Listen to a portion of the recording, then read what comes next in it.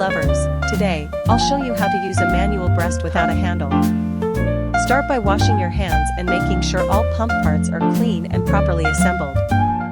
Sit in a comfortable, upright position and try to relax, as relaxation helps milk flow. Place the breast shield over your breast, ensuring your nipple is centered inside the tunnel. The shield should fit snugly but should not cause pain. To begin pumping, gently squeeze the suction part of the pump to create suction. Start with light, slow squeezes to stimulate letdown. After about 30 seconds to 1 minute, when milk begins to flow, continue squeezing and releasing in a steady, comfortable rhythm. Adjust the pressure by squeezing more gently or firmly, depending on what feels comfortable. Pumping should never be painful.